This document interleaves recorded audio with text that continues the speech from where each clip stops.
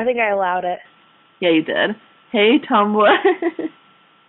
Hey, Tumblr. So, want to hear something crazy? Marissa Barnes wrote Shut up! a Kevin Bard and John O slash.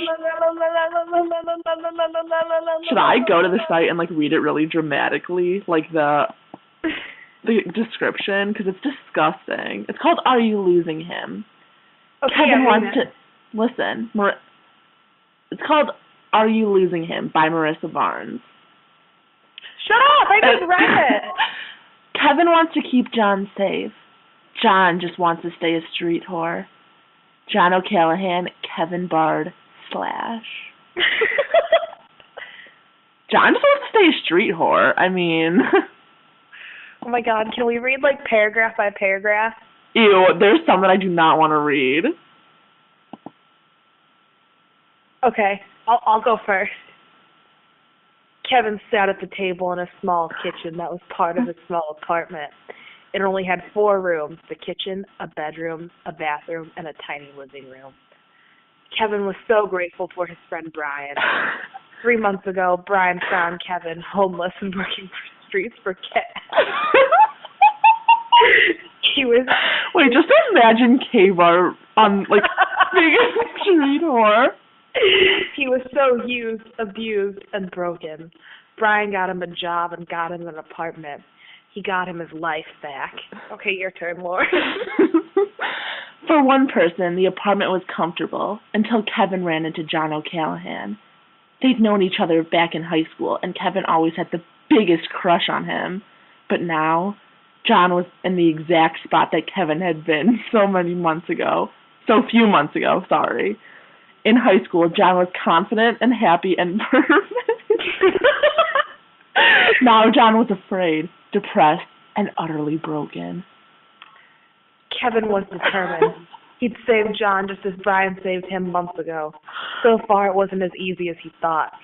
For one, John wanted nothing more than to stay a dirty street whore. Another problem, Kevin realized he was still madly in love with John.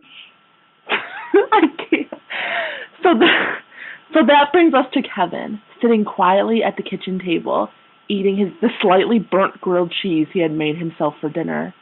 John locked him out of his own room again, though at this point they basically shared the room. It made it easier for Kevin to keep an eye on John, but so much harder for him to keep his hands off of him. Oh my god. He took another bite of the sandwich when he heard a door swing open. Seconds later, John appeared in ridiculously tight black jeans and a plain white V-neck. There were a few tear-stained streaks down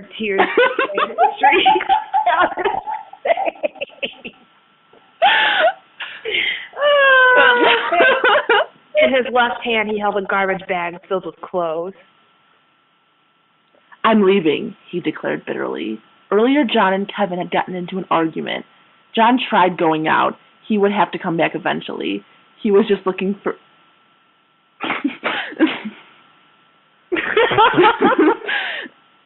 He would have to come back eventually. He was just looking for a quick fuck. But of course, Kevin wouldn't let him. He had called him a filthy street whore, so John locked him out of the bedroom and cried. No, you aren't, Kevin responded blankly, putting the last piece of the sandwich in his mouth. John, you are not going back to the streets. You're better than that.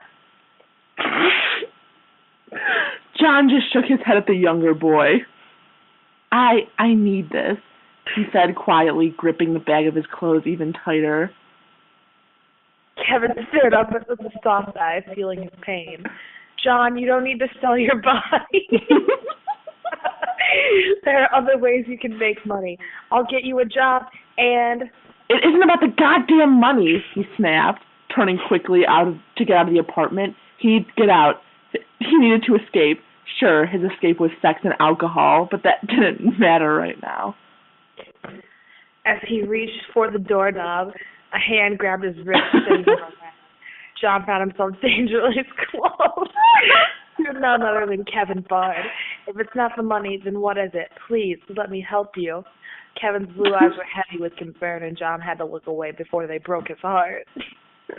I just need this, he stuttered out, staring at his feet. Kevin placed both his hands on John's cheeks, forcing him to look at him. Whatever it is that you need, I'm here for you, Kevin said, softly resisting the urge to kiss the green-eyed boy in front of him. Angrily, John pulls his face away from Kevin's soft, gentle hands. You're not here for me. I'm just some stupid little experiment to you, a worthless whore. You keep trying to fix me, but damn it, I'm not broken. Oh, wait. Hold on. Oh, yeah. Kevin stared at the older boy, hurt heavy in his light blue eyes. He hadn't meant to upset John. I'm sorry, his voice is so quiet. At first he thought John didn't hear him, but he knows from the angry look on his face, the angry look on his beautiful face, that he did hear. Don't tell me you're sorry. Just let me leave this fucking apartment. I gotta get out. I need to. John froze. What did he need? Was it the sex to make him feel good? The attention to make him feel important? I need to feel loved again. To feel loved? You think you're going to find love in between the dirty sheets of a motel with some lonely old man that just bought you off the streets? Kevin yelled at John. The green-eyed boy flinches and looks loud as Kevin's voice. It was so rare for him to lose his temper, and that shocks him. What kind of love is that? It's the only kind I know, John shouts back before lowering his head in shame. Leaving shouldn't be this difficult. He hadn't expected Kevin to care so much. A silence falls upon the two. Kevin lightly placed his hands onto John's face. The bag of clothing he had been clinging on slipped from his fingers, landing on the ground with a soft thump. And he stared at the beautiful blue-eyed boy in front of him. Please, I don't want you to leave. Let me teach you about love, Kevin whispered gently, pushing his lips against John. The kiss was sweet and delicate, their lips fitting together perfectly.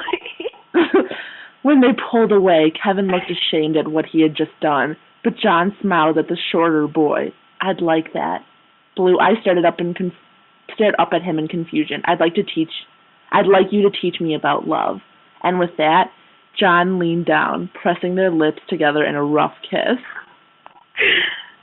Kevin pulled back for air, and John's lips jumped into his neck, kissing his body gently.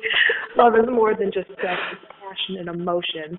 Kevin wants to make John stop because he knows exactly what will happen, but it feels so damn good that he can't resist. Although he was attempting to keep it from going too far, the moment John slid his smooth hands up his shirt, Kevin lost himself completely. Oh my God. The sex-craving street whore Kevin was back. And he didn't care that what they were about to do wasn't love. He didn't mind that it was all lust. It was just so good, and it kept John from leaving him. Oh my goodness. John kept his shirt off, his hands moving to work at his belt next, while Kevin pushes them into the bathroom, their lips moving perfectly in sync. Soon the two are on the bed, their mouths moving perfectly together. When John pulls away to get a condom, the whore in Kevin vanishes completely. This isn't what love is, he stated softly so that John didn't hear him, or maybe he did, but it didn't stop him from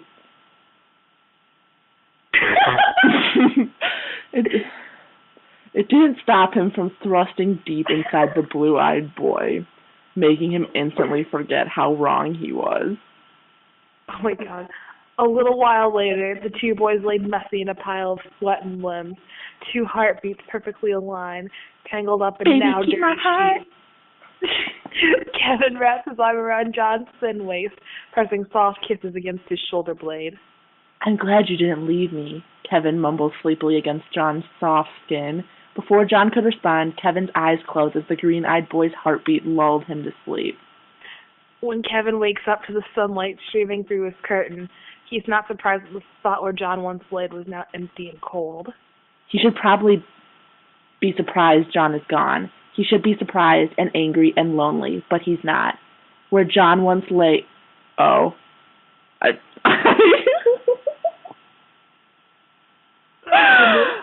Start over that part. He should probably be surprised that John is gone. He should be surprised and angry and lonely, but he's not. He should at least try to find John, but he won't. As of now, John is just a street whore to him, someone he once knew, someone he didn't even know anymore. He was someone who was just going to get used and broken and never know what love is. That is why Kevin wasn't surprised. He knew that John just wanted to be loved. They both knew he was never going to find it out on the streets, but he got to experience love. Kevin loved John, and that was the closest to real love he'd ever get. So Kevin let him leave. He knew what love was. He felt it. He experienced it. He didn't need countless men, all nameless faces, to make him feel love. All he had to do was think how someone cared enough for him to get him off the streets, and he knew he was loved. As much as Kevin... Dad had a baby. He's like, why is it stuck here? He's like yelling. I gave him the go around their ears and he laughs and then he's like, so how do I do this?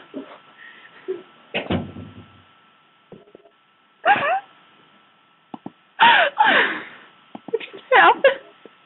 I don't even know. Okay, where was I? Oh, Kevin... Okay, whatever. And that is, are you losing him? Oh my goodness. Good time, good time.